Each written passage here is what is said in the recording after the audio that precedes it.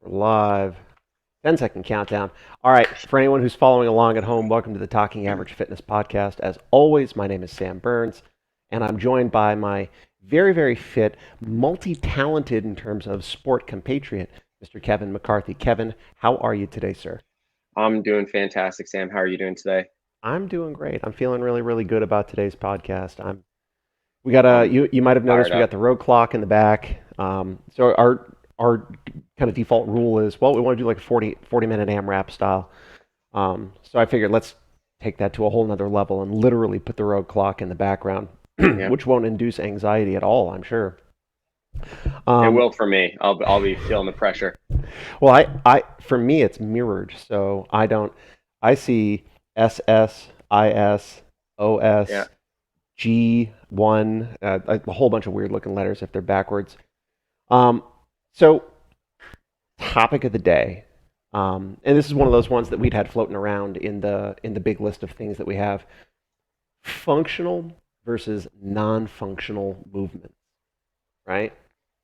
So first of all, what the heck do we mean when we say functional, right? Because we should, you know, as CrossFitters are wont to do, we Yep. should define some terms, right? So Absolutely. lay it on me. So, functional movement, as defined by CrossFit, there's multiple different kind of like facets of the definition, because it can't ever be too simple or too broad, right? But we want the one that like I always in my head that I like the best is that functional movements are unique in their quality of being able to or having the capacity to move a large load a long distance quickly. They tend to be multi-joint and multi-muscle group movements, again, that have that capacity to move that large load a long distance quickly. Mm-hmm. Of course, what does that mean? Large load, long distance quickly. Large load has the potential to move a large load, something heavy or can be heavy. Mm-hmm. Long distance, either distance something like a farmer's carry, where it's like actual distance across a uh, terrain, or thinking range of motion. Um, so things that can move the most range of motion, which would be across multiple joints um, in that movement, and then quickly. So has the capacity to move that large load, that long distance, and be able to do it in a fast way would kind of fit our definition of a functional movement. For sure. And I and maybe a kind of obvious and so sometimes overlooked definition for fitness, or pardon me, for functional, is um, mimicking that which is found in nature, right? Mm-hmm. So we Yep. talk about functional movements, and this is probably where we're going to steer a lot of our discussion in terms of like things we see in real life versus things we don't see in real life. I was And gonna say I have a really good devil's advocate, like kind of back and forth that we oh, can get into on some of okay, these. So I'd love to get into okay, so let's dock that. We'll come back to that for Yeah, sure. yep. It's in the back pocket. So talking about things that we see in real life. What do we mean by that? Well, so if you can imagine a heavy load, long distance, and quickly, right? A very low intensity version of that would be something like um, picking up a bag of dog food from the ground and putting it on your shoulder so you could carry it from the car to the house, right? At its highest intensity version, it might be something like a one rep max clean and jerk, where you're taking a maximum load, moving it from the ground to the shoulder, and then via another movement, the jerk from the shoulder to the overhead position, right? So, as CrossFitters, we would certainly classify things like the deadlift, the squat, the press in many planes, both here and here, um, as functional movements, right? And we can come up with a bunch of analogies for that. Things like, I got to put a box on a shelf overhead. Well, looks an awful lot like a press, right? Um, I gotta pick my kids up off the ground. Looks an awful lot like a deadlift if I do it safely. Um, and then the often maligned um, example for non-functional movements would be things like the bicep curl, right? Mm-hmm. And the argument from CrossFit is like nowhere in real life does this exist, right? We're calling this a non-functional movement in that it's single joint, single muscle group, right? Limited range of motion, and also doesn't have a real life analog. So lay on me, Kev, your devil's Mm. advocate standpoint. Like, I don't know if it's for the bicep curl, but go ahead. No, so my devil's advocate thing is something I've heard a lot is like, and I'm sure I know where you're going to go with the answer, but I'm interested to hear your answer. Is where would we see a snatch in real life? At what point in real life am I going to take something from the floor to overhead, landing in an overhead squat in one motion? At what point are we going to see that? So I love that you asked this because I asked this same question, and the answer that I got, I loved, and now I get to pass the buck. So if you don't like my answer, blame Spencer Hendel, right? So Spencer Hendel, if you don't know, is the first guy to snatch 300 pounds in CrossFit Games history, right? Yep. Which is Yep. really saying something since the dude is like 6'2". Yep. So, like, for a guy that with limbs like that to move 300 pounds is a big deal. And especially in like, was it like 2012, 2013 or something like that when he did it. So at CrossFit Medfield, was my first affiliate, up on the wall, and this is something I've always loved about that affiliate, they had the 10 general physical skills written out in their entirety. And I'm looking at the 10 general physical skills. It's one morning. I think I was interning. And so it's like 5 a.m. and Hendel's not quite awake. And if you know Hendel, he's not super happy, like without like a full cup of coffee in him. And he's writing on the whiteboard, and we're getting ready to start the day. And I say, Spencer, what's the real world carryover for this snatch? And immediately he's like, there's none. There's no real world carryover for the snatch. There's no place in real life that I can tell you that you will, go from a mid shin position with an object to an overhead position, in one fell swoop, right? Yep. He said, but what the snatch does do for us is, in the fastest way possible, demonstrate all 10 of the general physical skills. And going back to those, it's cardiovascular, respiratory endurance, strength, stamina, flexibility, power, speed, coordination, accuracy, agility, and balance. Mm-hmm. And so for all of those things, if you're moving a maximum load from the ground to an overhead position as quickly as possible, you're going to have proficiency in all of those things.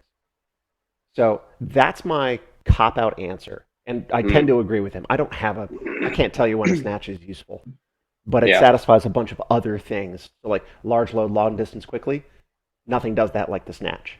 Yeah. Yep. And one of the best answers I've heard was on another podcast, Icon Athlete podcast, which was Chris Spieler's podcast back in the day. Mm-hmm.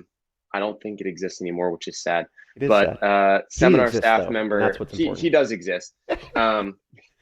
His co-host, seminar staff member Doug Zakaris, his answer was that like the snatch, the clean, the jerk are all like a similar body movement. The only difference is where your hand is going, and what we're training there is like you were saying, kind of like you're training hip extension mostly.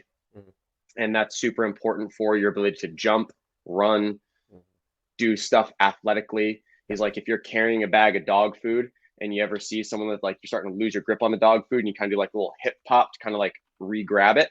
Like that's where that hip extension is. That's you're doing the same thing. It's just a difference of kind of where your hands are going. And so I thought that was a very unique answer, because I've also heard that answer that you gave, where the snatch is one movement that trains all 10 general physical skills simultaneously. Yeah. And so obviously it's valuable to train. We've also talked about that in the pursuit of learning new movements, adds wrinkles to your brain and makes you a smarter, better, healthier, happier human being. For sure. Just more of a human weapon all around. Absolutely. So I think for all those reasons, it's an amazing movement. It's my favorite movement. I like that answer, that we're kind of training different landing positions or receiving positions for the hands, essentially. Right. And also the focus on hip extension, which reminded me of another level 1 manual quote, which is, um, your ability to rapidly and violently explode your hips is directly proportional to your overall athleticism.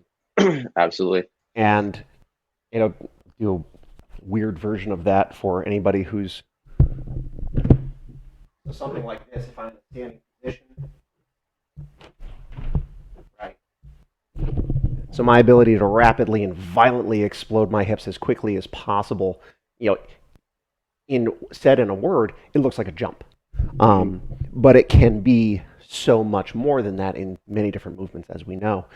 So let's play devil's advocate, right? So like, I know you've said this before, and I've seen videos and photographs of it. Like, if you walked into a CrossFit gym in like, or a functional fitness gym at least, Mhm. in and probably still today, in 2010 or 2008 or something like that, odds are you'd see someone doing some shit on like a Bosu ball, Oh where it's yeah.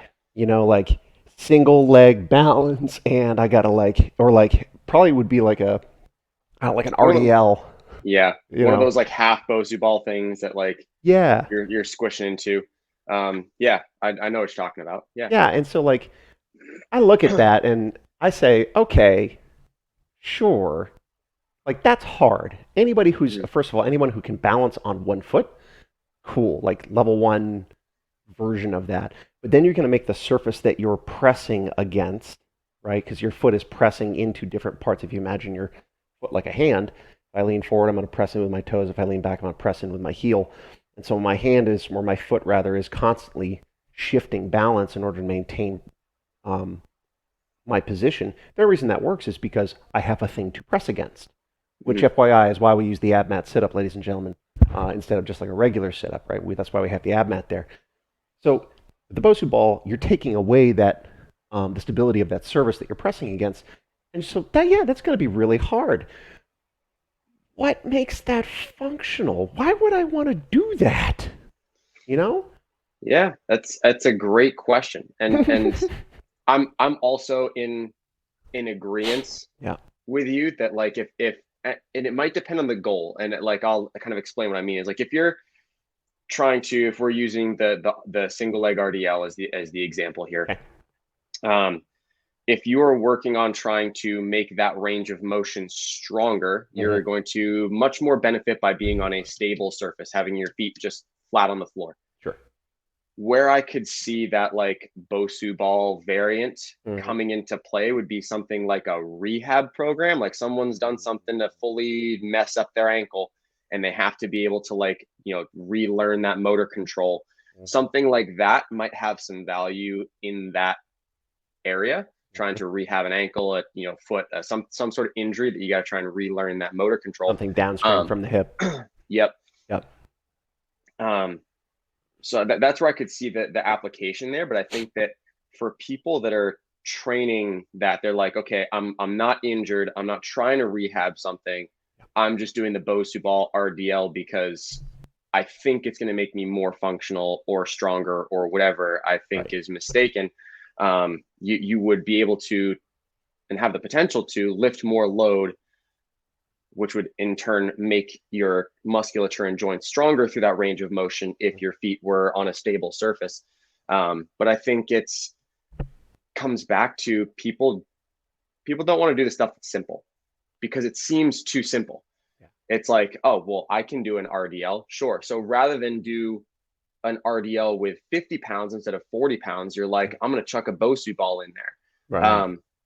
But then you're doing it with no load because Right. you're flinging arms and legs around trying to balance like crazy. Um, Or like and one of those things that it looks like a sack, but it's filled with water, and so it's sloshing around, and it's like Yep, tearing you all over the place as you're doing it. You yep, know, difficult for the sake of being difficult. yeah, yeah, and I think funky things like that Mhm. can sometimes have a place in like a rehab program, depending on like what stage of the rehab you're in and what the injury is and the mechanism of injury and all that good stuff.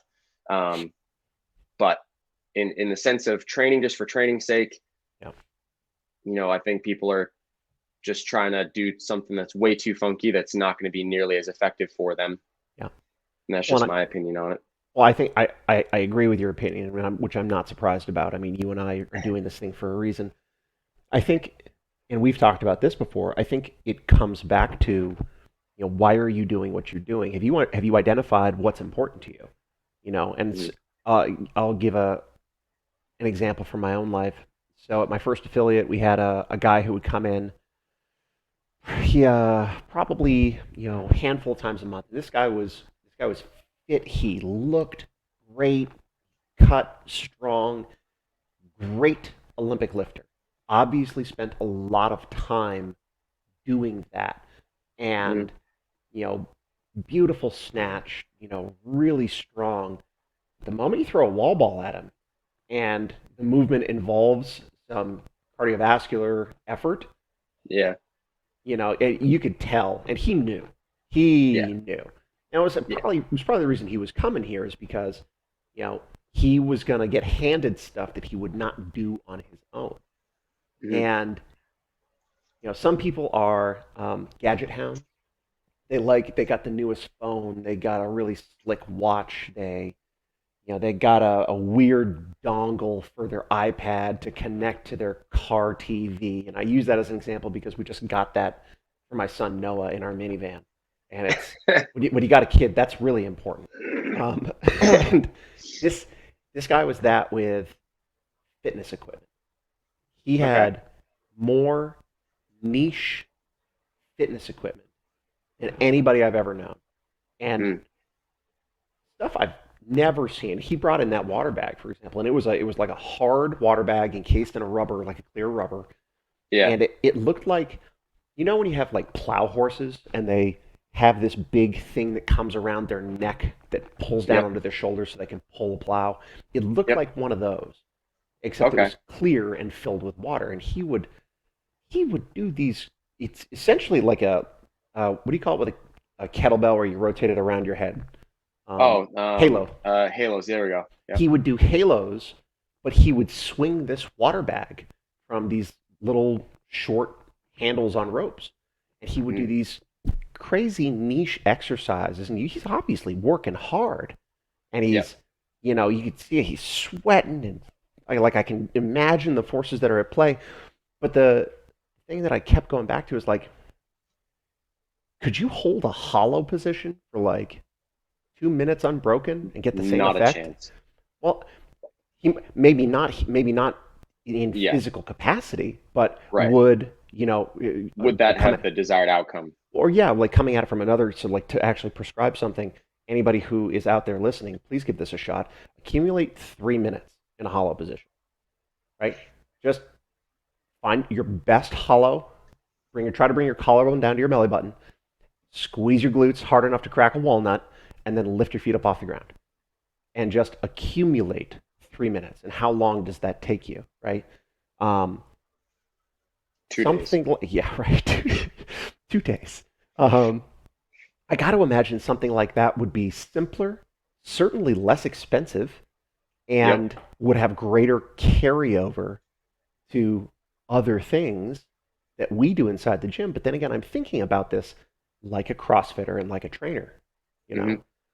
Yep. So I struggle with that, like stuff that I see in the gym where I don't want to discourage people from being there, but also there's a part of me where it's like, do you really need to be doing that? Like, is that going to move the needle for you? But I've also gone down those rabbit holes. Have you ever done that where you're like, you spend 6 months doing something super crazy and niche, and then you're like, this is stupid, and you come back to CrossFit and you're like, fuck, okay, this is why I do this. Um, I'm trying to think. I'd like the only time that I would have done something. Well, uh, we used to do like when we were playing soccer in high school. Like I had one of my friends, Jared, do P90X. We would do like the ab Yeah, ripper X like yes, 7 times a day. P90X. Oh yeah, Tony Horton, that cracked out crazy bastard, just going crazy on some abs, and he's like, Yeah, he's doing these wild ab movements and talking to you while you're doing it. I'm over here dying. yeah, Meanwhile, he's like psycho. 72 years old and more shredded than I'll ever be. um, Permanent anyway, abdominal rhabdo. yeah, but pretty much. Um, and like that's something I could think was like just something that we did. Mhm. Uh, while we were playing in high school. We didn't really like train much like weights in high school. I wish we would have, Yeah. but we didn't really know any better. Um, and then through college, we just worked with our strength and conditioning coaches playing sports. And I found about CrossFit in college. And as soon as I was done playing soccer, just started up doing CrossFit and competing in weightlifting. And aside from those two things, so I pretty much stuck pretty close to those. Never really did anything else because I never ventured too far down the rabbit hole. Right. So I definitely, so I'll own that. I definitely have ventured down the rabbit hole. And my favorite rabbit hole is Marcus Philly. Um, ooh, that's a good rabbit hole. it's a great rabbit hole. Great rabbit hole. So if you don't know Marcus Philly runs a business called Functional Bodybuilding. Um, Mm. Smart guy, multiple time CrossFit Games athlete. He's in like the OPEX family with OPT and that whole group, and they really dig Yep. their functional bodybuilding stuff. Yep. And spent probably 6 solid months going down that training rabbit hole, and Mm. it was interesting. It was certainly deliberate, which is better than a Yep. lot of other training programs, I'll say. So he would have, very careful to very deliberately mix, upper body pull, lower body squat, first as compound movements and then as typically unilateral movement to finish off the muscle group. And it was functional in the sense that we see a lot of the same movements. There were cleans, deads, snatches, presses, gymnastics, pull-ups, holds, presses. But you also saw some stuff that we don't really see in CrossFit except as accessory work. Mhm. RDLs, bent over rows. My Everything in a landmine. Yeah, everything in a for real, and like everything in a landmine, and like Yep. kettlebell box step downs, and like everything Hmm. tempo, and it Yep. is effective. Like, Yeah. FYI, if you're not or haven't ever, please play with tempos and go slow, and you'll discover just how hard moving slow is. Hmm. Um, and and to own it, I bought a landmine from Rogue Fitness because I was like, okay, well, he's doing this thing, and I got to do this thing, and I spent 6 solid months going down that, and I definitely was strong, but I was also spending like 5 days a week and 75 to 90 minutes training. And Yep. I mean, I'm in the gym by myself. I don't have to wait for anyone else. I'm humming right along. And it's a shit ton of time. Yep. And then I would come back and I would do a single workout with like single.com workout and be like, oh, 25 minutes and I'm done. Okay, that's why we do this. Yep. Okay. And and I love that program. I've borrowed pieces of that for clients for whom they have a very specific goal and that works for them. Um, Yep. but I, especially with a kid, and I'm going to have another kid here soon. Like I don't have the luxury of that. Not yesterday, but earlier this week, I did a workout. It was a 15-minute AMRAP with a 5-minute warm up, and the warm up included 3 short rounds of the movements that I was going to do in the workout. It was Hmm. exactly what I needed. 20 Yep. minutes in and out, 20 minutes. Boom. Done. right? Yep. Um, Doesn't have to be every day, but that's Absolutely. And I don't gets know it that I done. could do a non-functional movement workout and get away with something like that. Oh, just do a 20-minute AMRAP of bicep curls. You're good, bro. All But good. like, but then well then, okay, so now I'm gonna be that guy, and maybe this is where we need Pat Barber to come on and talk about Okay. aesthetics. Okay. I'll reach out to Pat, and we'll heads up, Pat Barber. We'll get him back on. We're gonna have to. Well, we told him we would. So Yeah. we've classified one of the big classification definitions we've used for functional movements is multi-joint and multi-muscle group, Hmm. right? Yep. Pick any example of a functional movement. Ready to go? Squat. Knew it. So posterior chain, spinal erectors, lumbar spine, glutes, hamstrings, calves, as well as quads, hip flexors. Yep. You know, I mean, if you're doing like a heavy squat, like your shoulders, your arms, your grip, because you have to like, oh yeah, push into that bar, like yep, ready to rock to absolutely. keep that puppy on there. And if it's a front squat, I'm full grip, elbows driven forward, and I'm driving that bar back into my throat so that I Oh, can you go with the keep it. full grip? Yeah, if it's I'm so a proud of you. if it's a really heavy squat, I actually need to drive the bar back, so I got to have a full grip to drive the bar back. Hey, Um, what a savage. I do what I can, but that's the only time. Like if I just place my thumb here, like that's what I'm getting. So Yep. if I need to go a little bit higher, I got to have a load there to hold my arm down. Anyway, so if I was going to train like let's say 5x5 back squat, right? To Right. split apart a back squat into its single joint or single muscle group components hmm and do 5x5 at each of them, hmm it'd take me easily 5 times as long. Maybe six or Yeah. seven times because of the included rest and stuff. Yep. You I know? mean, if you think like let's nerd out a little bit. If we take a squat Okay. and we break it down into its like different joint components, like the Joint muscles working, mm-hmm. I would say you've got a hip extension, Yep. a leg extension. Right. And so Like so, like let's think of like a body specify building leg like extension. joint movement and muscle group, right? So hip extension, Okay, glutes hip are extension would be firing. like, yep, glutes are the prime mover there. In an Yep. ideal world, for me, In an it's not ideal because world. I'm messed up, but that's okay. Um, Sure. so you got a hip extension, which is like primary work in the glutes. Uh-huh. You got a leg extension, Right. So which is focusing on the quads, extending the knee, and yep. then a hamstring curl, Ugh. which is focusing on the hamstrings, Pulling flexing at that. the knee. Yep. And then I would argue just from you could argue range of motion, but at some point in there, you've also got like a calf raise or like you're Essentially. having to drive your foot into the Right. floor. So your calves are also firing as you're standing that sucker up there because you're going from dorsiflexion back into plantar flexion as you're coming back to upright. So it's not like as much range of motion about the ankle as if you're doing like a seated calf raise type thing or if you're doing a standing calf raise. But that muscle group is also having to produce a sufficient amount of force to kind of drive things back into place as well and keep you balanced. So, like those would be the movements that you're. So, okay, so you got hip extension for working your glutes. You've got a hamstring curl, a leg extension, a calf raise, and I would throw a plank in there because you have to brace. Yep. You do have to brace. So, if you were to break a squat down to the movements or muscle groups et cetera, required for it, that would be your lower body day. Yep. Easily. But you can Full do, lower but body you, day. well, that's a whole lower body day. It is. If you do 5 working sets of each movement, fully cooked. The difference is that lower body day with sufficient rest, and then also, let's assume that people are being somewhat smart and like doing like maybe a couple lighter sets before they get to their working sets Or to, appropriate warm up to go along with it. Yep. That's going to take you 2 hours. It's like if you're doing sufficient loading, sufficient this. But the thing is, you can't load any of those movements nearly as heavy, even a fraction as heavy as you can load a 5x5 back squat. Yeah. Yeah. And again, because it's multi-joint, multi-muscle group. Yeah.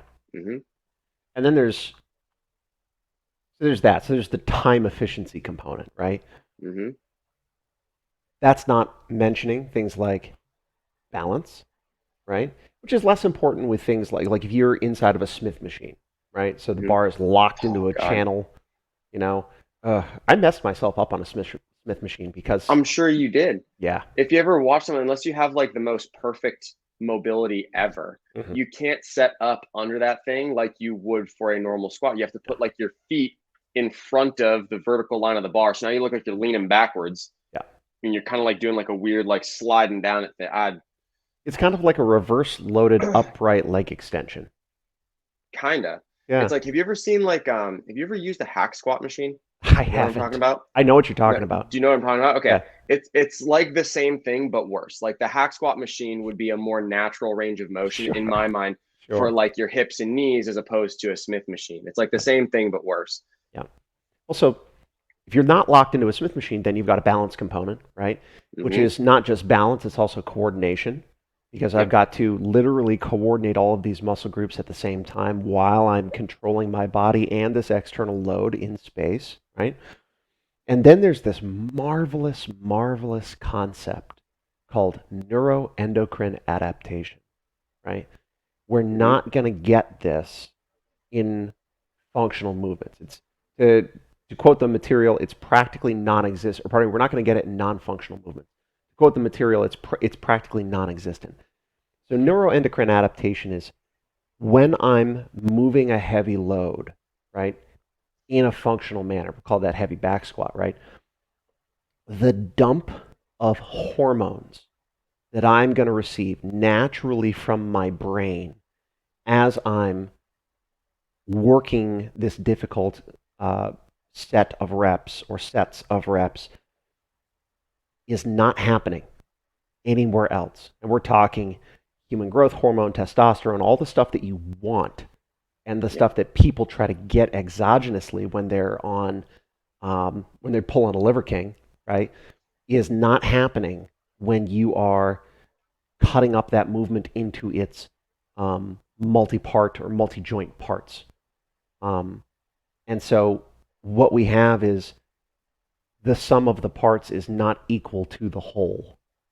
Nope, not when even we close. look at these movements. Yeah, absolutely.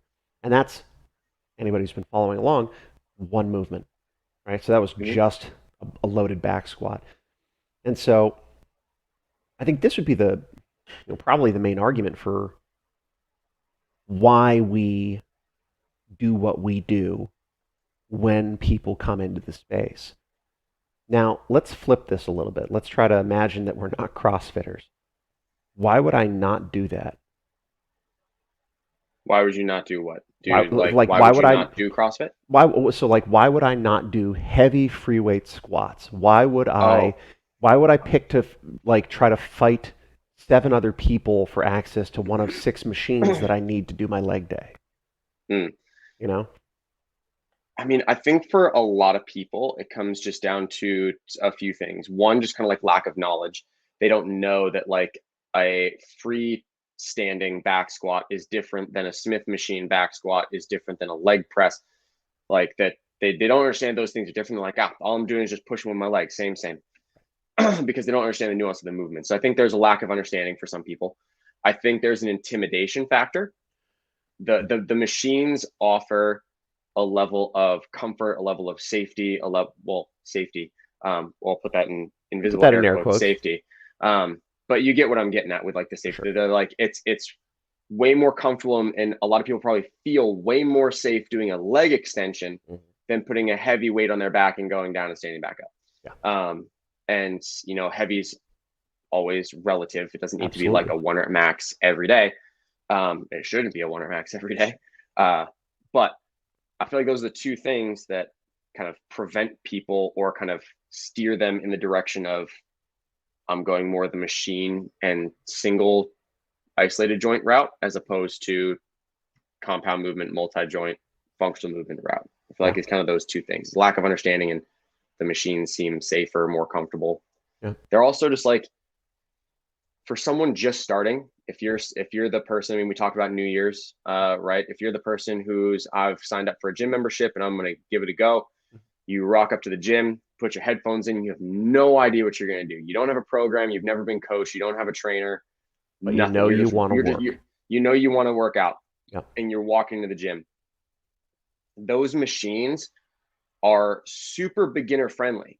Yes. They're kind of mostly, and I say mostly because you see YouTube videos of people screwing it up. They're mostly idiot proof. They're mostly idiot proof. You sit down, there's one handle. The handle can only move in one direction. It's like, okay, this must be the movement. Check, got it. You sit down on the thing. The pad is on this part of your foot. It can only move one direction. Check, got it. So it's like they're fairly idiot proof. Whereas to do a really, really nice squat, again, unless you're a human weapon, you've been coached before, you're just supernaturally gifted, it takes some coaching and some practice and a lot of work to make that virtuous. Yes. So I feel like there is, for that new person coming into fitness, there's a much lower barrier to entry for the leg extension machine. And this, and I'll speak for myself, but I'm pretty sure I speak for you here as well.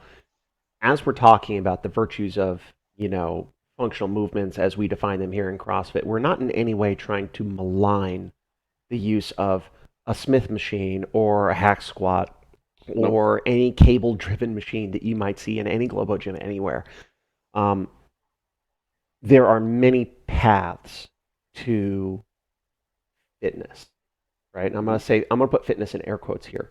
And I'll Yep. put fitness in air quotes because I know for us in the CrossFit world, we have very carefully defined fitness, and the things that we do drive us to greater fitness as it fits that definition. Hmm.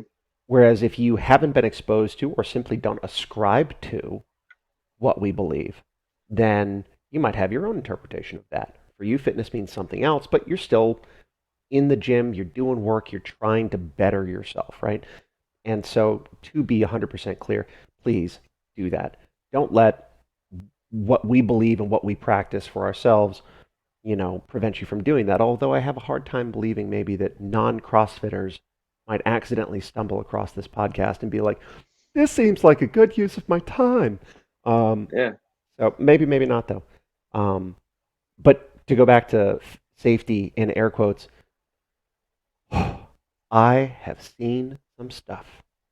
Um, Oh, I have also seen some stuff. and the thing that scares me the most maybe is bench press with a suicide grip Oh, it's and amazing. and not leg extensions, squat machines, like a hack squat. Yeah. Um, and just getting into the wrong position, and all of a sudden, someone's knees bending the wrong way on a Yep. squat machine, or the suicide grip. For those of you who don't know, we're talking about uh, someone doing a bench press, and if you're watching me, you'll be able to get a better idea. So right, hey, so I'm holding onto the bar, I'm getting ready to do a bench press, but instead of holding onto the bar like this, I've got my thumb not wrapped around the bar, right? Which means the only thing holding this object in my hands is these fingers here, right? And their gripping strength. And so if I'm driving up like this and I get slightly out of position, it's very easy for the bar to slip out. Whereas Hmm. it's almost impossible for that to happen this way. It's not impossible, but it's much harder. Right. And